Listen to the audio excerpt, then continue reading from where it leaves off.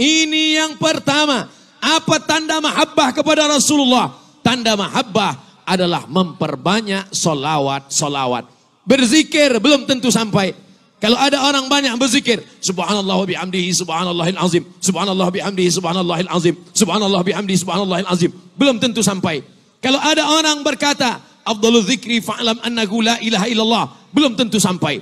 Tapi solawat pasti sampai. 100% solawat pasti sampai. Kenapa? Karena kalau zikir untuk dia, subhanallah untuk dia, alhamdulillah untuk dia, Allahu akbar untuk dia. Tapi manakala dia berkata, Allahumma salli ala Sayyidina Muhammad, untuk dia nun yang jauh di sana. Dan Allah pasti kabulkan. Karena Allah berjanji, wala sawfa yu'tika rabbuka fatarda. Apa yang kau mau, pasti aku akan beri. Dan Allah kalau sudah berjanji, Allah tidak akan ingkar janji. Innaka la tukhliful mi'ad.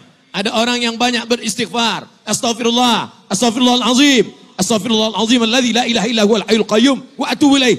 Hanya dosa yang diampuni Allah. Tapi orang yang bersalawat, huttat anhu asyara sayiat, dosa diampunkan. Diberikan Allah syafaat. Diberikan Allah Subhanahu wa taala darajat. Diberikan Allah Subhanahu wa taala aqrabu majlisan, majlis yang paling dekat dengan Rasulullah, majlis yang paling nampak dengan Rasulullah. Siapa dia?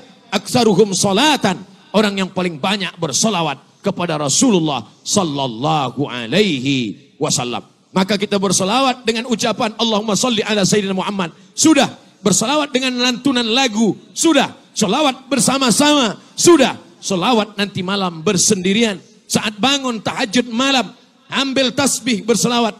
Allahumma salli ala Sayyidina Muhammad wa ala ali Sayyidina Muhammad. Allahumma salli ala Sayyidina Muhammad wa ala ali Sayyidina Muhammad. Allahumma salli ala Sayyidina Muhammad wa ala ali Sayyidina Muhammad. Hari ini banyak orang pergi ke tanah suci Makkah, haji, umrah, lama memilih salawat.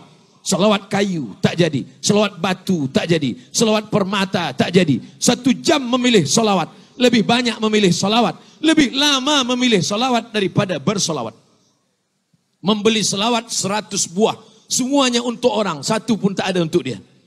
Ada 1 salawat, itu pun dia gantung di kaca kereta. Oleh sebab itu salawat ini untuk kita. Salawat ini amalan kita. Orang yang tak bersalawat, batal salatnya. Orang yang tak bersalawat, batal khutbah Jumat. Orang yang tak bersalawat, doa tak sampai kepada malaikat penjaga pintu langit. Itulah mengapa sebelum doa, kita angkat tangan. Pertama bersyukur kepada Allah. Allahumma alhamdulillah. Setelah alhamdulillah, wassalatu wassalamu ala Rasulillah. Mana ada salawat dalam doa kunut subuh? Sami Allahu liman hamidah. Orang terus saja angkat tangan. Dia baca Allahumma hdina fiman hadait, wa afina fiman afait, wa tawallana fiman tawallait. Mana ada salawat? Salawat pada kunut subuh tidak di awal, tapi dia tetap tutup di ujung. Wa sallallahu ala sayyidina wa maulana Muhammadin nabiyil ummi wa ala alihi wa sahbihi wa baraka wa sallam. Yang kedua, apa tanda mahabbah? Kata orang Melayu, tak kenal maka tak sayang. Tak sayang maka tak cinta. Maka mari kita kenalkan Sayyidina wa Maulana Baginda Muhammad sallallahu alaihi wasallam kepada anak cucu, sahabat, jiran, kepada masyarakat kita dengan membaca buku-buku sejarah. Kitab sirah yang paling tua, Sirah Ibnu Ishaq. Ditulis lagi Sirah Ibnu Hisham. Ditulis lagi Sirah Ibnu Katsir. Ditulis lagi di zaman modern ini oleh para ulama-ulama. Ulama terbaik menulis sejarah Nabi dari India, berjudul Ar-Rahiq Al-Maktum, ditulis oleh seorang ulama bernama Syekh Safiur Rahman Al-Mubarak Furi. Bila kita ingin baca Sirah Ibnu Ishaq, bacalah. Sirah Ibnu Hisham, baca. Yang modern, baik amat sekali, terbaik. Oleh sebab itu kita baca sejarah-sejarah ini, kita belikan kitab-kitab ini, khasnya lagi di bulan Maulidur Rasul, Muharram, Safar, Rabiul Awal, Rabiul Akhir. Tapi mengenang kelahiran Nabi Muhammad SAW tidak hanya pada bulan khas tertentu. Sepanjang tahun maulid, maulid, maulid. Maulid dengan Habib Ali Zainal Abidin hadir. Maulid dengan Ustaz Fulan datang. Maulid dengan Syekh Fulan datang. Apa guna majlis maulid? Maulid itu membaca syair Al-Barzanji. Maulid membaca syair Ad-Dibai. Maulid membaca syair Simtud Durar. Maulid membaca syair Ad-Diyaul Lami. Maulid membaca syair yang ditulis oleh para ulama. Maulid membaca syair burdah yang ditulis oleh Imam Al-Busiri. Di dalam syair-syair maulid itu tak lain tak bukan adalah mengenalkan Nabi Muhammad sallallahu alaihi wasallam. Isi maulid tak keluar daripada tiga. Yang pertama, membaca sejarah Nabi. Yang kedua, membaca selawat Nabi. Yang ketiga, mengenalkan anak cucu sahabat, zuriat keturunan kita, bahwa kecintaan hanyalah dengan mengenal dia. Dulu mereka mengenal karena sama-sama berperang. Anas bin Malik mencium tapak tangan Nabi. Atyabu min rihil miski. Aku cium tapak tangannya. Lebih halus daripada sutra. Lebih lembut daripada sutra. Lebih harum daripada semerbak kesturi. Kita tak boleh mencium tapak tangan Nabi. Sebab jarak kita yang begitu jauh dengan dia. Datang pula Abdullah bin Salam. Dia memandang dari balik-balik pokok kurma. Dia lihat nurun nubuah, cahaya Nabi. Maka dia pun datang menghadap Nabi SAW. Ya Muhammad, saksikanlah, melihat wajahmu. Aku tak melihat tanda-tanda dusta. Maka aku berselawat, aku bersalam. Dan saksikanlah Abdullah bin Salam bersyahadat di hadapan Nabi. Asyhadu an la ilaha illallah wa asyhadu anna Muhammadan Rasulullah.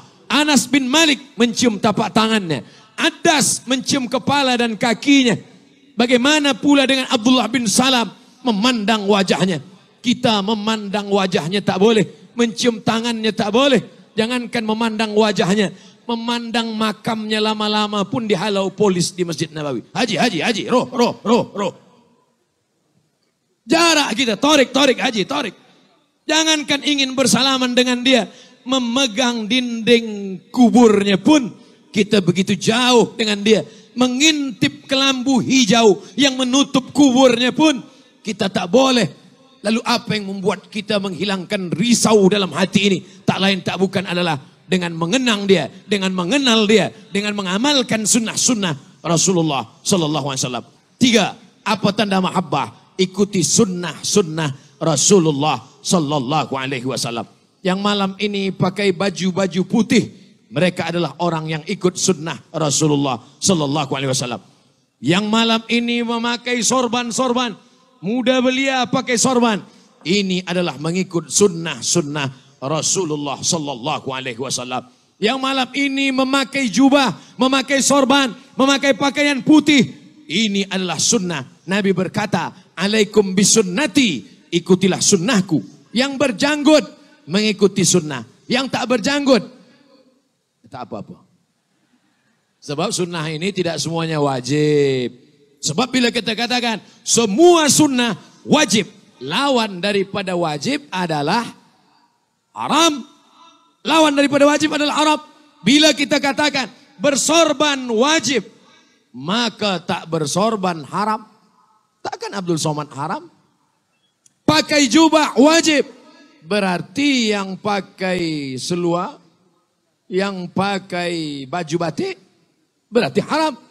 Inilah kita mesti tahu hukumnya. Ada sunnah itu yang wajib, ada sunnah itu yang sunat, ada yang sunnah itu sunat muakkad. Ini ada hukum hakamnya. Bahkan ada perbuatan Nabi itu yang tak boleh kita ikut. Nabi SAW manakala dia meninggal dunia, dikuburkan di kamar dia. Kata sahabat muhajirin, bawa jenazahnya ke kota Makkah. Sebab dia lahir di Makkah. Kata sahabat Ansar, jenazahnya dimakamkan di Baqi. Sebab semua yang meninggal di Madinah dimakamkan di Baqi. Ikhtilaf antara Nabi dan sahabat. Ikhtilaf antara sahabat-sahabat Nabi. Muhajirin dan Ansar. Datang Abu Bakar Siddiq. Aku pernah mendengar Nabi bersabda, "Nahnu ma'asyirul anbiya," kami para nabi-nabi, "nudfanu min haitsu namutu," di mana kami mati, disitulah kami dikuburkan. Atau kama qala Rasulullah sallallahu alaihi wasallam. Maka digalilah kubur. Nabi meninggal, di tempat Nabi meninggal itu digali tanah dan dikuburkan dia di sana. Ini perbuatan Nabi, ini sunnah Nabi, ini pesan Nabi, ini sunnah. Tapi tak boleh kita laksanakan. Abdul Somad meninggal dunia, dia tulis pesan, di mana aku mati, kuburkanlah aku di situ. Kebetulan dia sedang tausiah, Allahu Akbar, mati, takkan dikuburkan di sini. Oleh sebab itu tidak semua perbuatan Nabi itu kita ikut. Ada perbuatan Nabi itu yang wajib, ada perbuatan Nabi itu yang sunnat, ada perbuatan Nabi itu yang sunnah muakkad. Bahkan ada perbuatan Nabi itu yang tidak boleh kita laksanakan. Mana contohnya? Fankihu ma tabalakum minan nisa.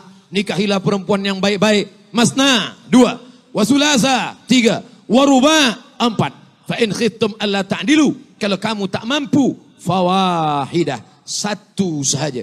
Sedangkan Nabi SAW, satu riwayat menyebut 9, satu riwayat menyebut 11. Maka ini bukan perbuatan yang boleh diikut. Ini adalah khususiah untuk Rasulullah sallallahu alaihi wasallam. Dari mana kita tahu ini? Kalau bukan mengkaji fiqh. Sebab di fiqh itulah akan disebutkan ini wajib, ini sunat muakkad, ini fardu ain, ini fardu kifayah. Lagi-lagi dengan mengkaji ilmu-ilmu Islam dengan para habib dan para syekh, tuan guru, para ulama, itulah yang akan membuat kita makin cinta dan menjaga keharmonian sesama kita. Khasnya lagi di Kuala Lumpur, lebih besarnya lagi di Semenanjung Melayu, lebih besarnya lagi di Nusantara. Yang keempat, la tanaza'u, jangan berkelahi, jangan ikhtilaf. Kenapa? Fatafshalu, kalau kamu berkelahi kamu pasti akan gagal. Wa tadhhaba rihukum, dan kamu akan kehilangan semangat. Kedua-duanya sama-sama cinta kepada Nabi SAW. Yang satu pergi musafir perjalanan, sama-sama cinta kepada Nabi, sama-sama musafir dalam satu perjalanan. Masuk waktu sholat, air tidak ada. Dalam Islam diajarkan bila air tidak ada mereka bertayamum. Bertayamumlah mereka berdua dan mereka pun sholat. Selepas sholat mereka berjalan, teruskan perjalanan. Waktu sholat masih ada, waktu belum lagi habis. Tiba-tiba mereka melihat kolam, ada air di dalamnya. Ketika mereka melihat ada air, satu sahabat ini berwudu, dia ambil air wudu dan dia ulang sembahyangnya. Sedangkan satu sahabat lagi tidak berwudu dan dia tidak ulang sembahyangnya. Dia tidak ulang sholatnya karena dia sudah sholat. Dua sahabat sama-sama pencinta Nabi, sama-sama murid Nabi, sama-sama belajar kepada Nabi. Tapi mereka ikhtilaf. Apakah sebab ikhtilaf ini mereka saling mengkafirkan, saling menyalahkan, saling membid'ahkan, saling memfasikkan? Apakah sahabat yang mengulang wudunya, mengulang sembayangnya, dia berkata kepada sahabat yang tak berwudu, hei kafir, hei fasik, aku ulang balik wuduku karena ada air. Tapi mereka menjaga perbezaan mereka. Mereka menganggap ini adalah masalah ijtihad. Sama-sama cinta pada Nabi. Selepas dia salat, selepas dia berwudu, dia pun sembayang, dia pun salat. Dan mereka sama-sama berjalan, sama-sama musafir, tanpa ikhtilaf dan berkelahi. Selepas itu mereka balik ke kota Al-Madinah Al-Munawwarah. Mereka bercerita tentang pengalaman mereka kepada Nabi. Ya Rasulullah, ya, kami berdua adalah orang yang mencintaimu ya Rasulullah. Ya, kami dua adalah orang yang cinta kepada ajaranmu ya Rasulullah. Ya, tapi dalam perjalanan itu kami ikhtilaf ya Rasulullah. Kami salat tiada air, kami bertayamum. Tapi sampai kami melihat ada kolam air. Sahabat saya ini berwudu dan mengulangi sembahyangnya. Sedangkan saya tidak berwudu dan saya tak ulangi sembahyang saya. Apa kata Nabi SAW? Kepada yang tidak mengulangi wudunya, yang hanya setakat bertayamum saja, kata Nabi, laqad asabata sunnah, perbuatanmu sudah sesuai dengan sunnah Rasulullah SAW. Apa kata Nabi kepada sahabat yang mengulangi solatnya dan dia berwudu, solat 2 kali, sekali dengan tayamum, sekali dengan wudu? Apa kata Nabi? Laka ajrani, kau dapat 2 pahala. 1 pahala solat dengan tayamum, 1 pahala solat dengan wudu. Kedua-duanya sesuai dengan sunnah Rasulullah. Apa yang membuat mereka tidak berkelahi? Apa yang membuat mereka tidak berkonflik? Karena cinta kepada Nabi. Kalau tak tahu, bertanya kepada yang tahu. Sekarang bila kita ikhtilaf, apa yang sedang kita ikut? Kita ikut kepala. Kata orang Melayu, rambut sama hitam, isinya macam-macam. Oleh sebab itu maka kembali lagi kita belajar. Mungkin ikhtilaf kita ini hanyalah ikhtilaf furu', bukan pada usul, bukan pada kaedah yang benar, tapi pada ikhtilaf masalah khilafiyah seputar mazhab Hanafi, Maliki, Syafi'i, Hambali. Semuanya masih lagi dalam ahlus sunnah wal jamaah. Last sekali yang kelima, apa tanda cinta kita kepada Nabi SAW? Allahumma ja'alna minal mutahabbina bijalalik. Ada orang-orang yang nanti dicari Allah di padang mahsyar. Apa kata Allah? Ainal mutahabbuna bijalali. Mana dulu orang yang di dunia berkasih sayang karena aku. Berkasih sayang bukan karena dia satu suku. Berkasih sayang bukan karena satu negara. Berkasih sayang karena Muhammad sallallahu alaihi wasallam. Rasanya malam inilah saya merasakan itu. Malam ini saya mungkin ada yang tidak satu suku dengan saya. Banyak yang tidak satu negara dengan saya. Saya sebagai tetamu. Tapi malam ini saya dimuliakan. Sebab saya dianggap sebagai saudara yang sama-sama umat Muhammad sallallahu alaihi wasallam. Kelak kita nanti di padang mahsyar akan dicari. Biasanya kita selama ini mencari orang yang penting. Orang yang ada jawatan. Orang yang berilmu. Tapi nanti kita dicari Allah. Apa kata Allah? Ainal mutahabbuna bi jalali. Mana orang yang dulu berkasih sayang karena aku. Untuk apa kita dicari Allah? Azilluhum tahta zilli. Aku mau beri mereka naungan. Aku hendak bagi mereka atap. Atap singgasana arash. Kasih sayang Allah. Yauma la zilla illa zilli. Hari itu tak ada naungan kecuali naungan aku. Insya Allah. Janji Allah. Janji Rasulullah. Kalau kita berkasih sayang karena Allah dan Rasulullah. Semua kita ini nanti akan mendapatkan naungan singgasana arash. Di padang mahsyar insya Allah. Amin. Ya Rabbal Alamin. La takhtalifu. Fakhtalafat qulubukum. Jangan sampai ikhtilaf. Karena sudah ikhtilaf. Hati kita pun akan menjadi ikhtilaf. Mutahabbina bi jalalillah. Berkasih sayang karena kasih sayang karena kemuliaan Allah subhanahu